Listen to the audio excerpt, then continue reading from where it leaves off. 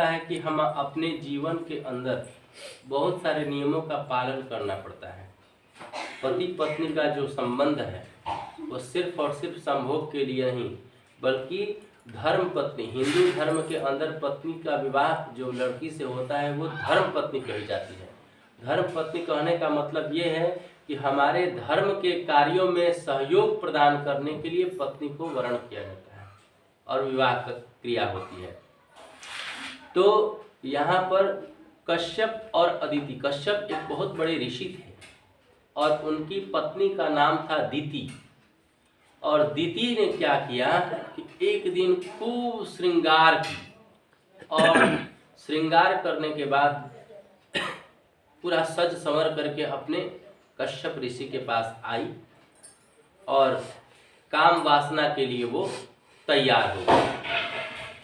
उस दिन अच्छा कोई तिथि था और उस दिन कश्यप ऋषि तो बहुत बड़े ज्ञानी थे। उन्होंने कहा कि ये जो समय है वो अनुकूल नहीं है सहवास करने के लिए, क्योंकि संध्या का समय था।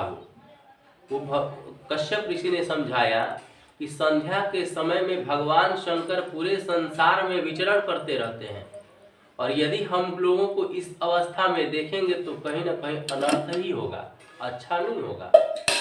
लेकिन वो दीति जो थी इतनी कामातुर थी कि इनकी बात समझाने से भी समझी नहीं, और औरत में इतनी शक्ति है कि वो किसी भी पुरुष को अपने वश में कर लेती है अपने सौंदर्य और अपने बातों से। कश्यप ऋषि के बार बार समझाने के बावजूद भी दीति नहीं मानी और कश्यप ऋषि को विवश होकर सहवास करना पड़ा, जिसका बुरा परिणाम क्या हुआ कि जब आप असमय में कोई भी इस तरह का सहवास करते हैं तो उससे आपको अच्छा पुत्र या संतान पैदा कभी नहीं हो सकता। अच्छे संतान पैदा करने के भी लिए विशेष तिथि होती है, विशेष मुहूर्त होता है और उसका नियम है कि किस दिन सहवास करने के बाद पुत्र की प्राप्ति होगी और किस दिन करने के बाद स्त्री की प्राप्ति होगी। इसका नियम है। लोग इस चीज को न जान करके ही, नहीं तो जो आप चाहेंगे वैसा प्राप्त होगा, लेकिन आदमी इस चीज का ख्याल नहीं रखता। धर्म से जब आप जुड़े रहेंगे तो आपके जीवन में सब कुछ सही सही होगा, धर्मानुकूल होगा, श्रेष्ठ होगा, सुखमय होगा।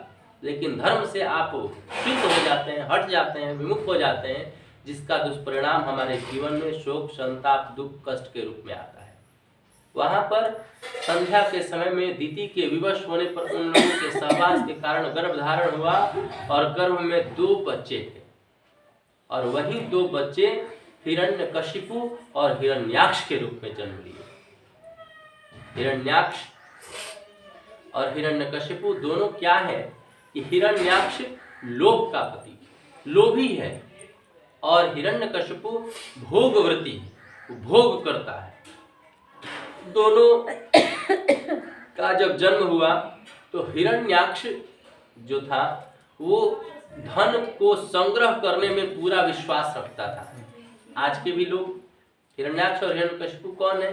हम और आप जैसे वो मनुष्य जो सिर्फ धन कमाने के चक्कर में दुनिया की और सारी चीजों को भूल जाता है, उसी को हिरण्याक्ष कहते हैं। उस हिरण्याक्ष ने एक बार वैकुंठ धाम से धन चुराने के लिए मन में योजना बना लिया कि स्वर्ग से हम धन चुरा कर लाएंगे। वहां पर तो सुख ही सुख है, वहां कितना धन है, यहाँ तो ईटा पत्थर का मकान है, वहां सब सोना का ही माल होता है। वहां से धन चुराने का योजना बनाया हिरण्याक्ष ने। तब तक उसकी बुद्धि किसी तरह से पलटी, वो चला गया जल के अंदर वरुण देव से झगड़ा करने के लिए, लड़ाई करने के लिए। जल के मालिक वरुण देव हैं और पृथ्वी पर इतना आपदाई स्थिति हो गई थी, इतना कष्ट दुख था कि जब पृथ्वी पर अधर्म ज्यादा होने लगता है तो पृथ्वी को बहुत कष्ट होता है, धरती माँ को, और कष्ट के कारण वो रसातल में डूबते चली जाती है। जब मानव अपने धर्म से विमुख हो जाता है तो अधर्म ही करता है और उस अधर्म के कारण पृथ्वी धीरे धीरे धीरे धीरे दबते चली जाती है और वो रसातल में चली गई थी। हिरण्याक्ष जब वरुण के देवता के पास लड़ने के लिए गया तो उसके पहले ये पृथ्वी जो थी वो रसातल में चली गई थी, तो भगवान वाराह का जन्म हुआ था। वहां भगवान अवतार लिए और वो जाकर पृथ्वी को अंदर रसातल से छीन करके ले आए और अपने दांतों पर, इस तरह का उनका दांत था, अपने दांतों पर पृथ्वी को लेकर आए और आकर के उन्होंने उस पृथ्वी को अपने पास नहीं रखा, उन्होंने सौंप दिया इसको, मनु को, महाराज मनु को सौंप दिया। महाराज मनु कौन है? इस धरती पर चराचर जगत में जितने भी मानव है वही मनु। मनु अर्थात मानव, मानव योनि को सौंप दिया पृथ्वी पर कि जाओ तुम लोग अपना राज करो, पाठ करो, जियो अच्छी तरीके से।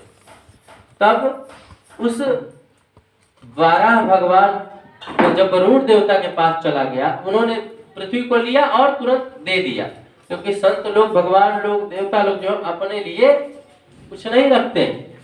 भगवान क्या करते हैं? मनुष्य के सेवा के लिए पूरी प्रकृति की रचना किए हैं। वो आकाश हो, वायु हो, जल हो, थल हो, ये सभी चीजों का निर्माण भगवान ने किसके लिए किया? हम सभी मनुष्य के सुख के लिए किया। लेकिन हम लोगों ने अपने दुराचारी बुद्धि के कारण अपने भी प्रकृति को दूषित कर दिया और जिसका दुष्परिणाम हमें अनावश्यक समय में सब कुछ हो रहा है। नहीं तो ये प्रकृति, हम जैसे चाहते कि सुहाना मौसम हो तो सुहाना ही होता, जब चाहते तब बारिश होता, जब चाहते तब मन मन हवाएं चलती। लेकिन हम लोगों ने प्रकृति के साथ खिलवाड़ किया, इस कारण प्रकृति भी हमारे प्रतिकूल हो गई है। वहां पर भगवान ने पृथ्वी को लेकर मानव को, मनु को सौंप दिया और मनु ने पूरे सृष्टि का विस्तार किया।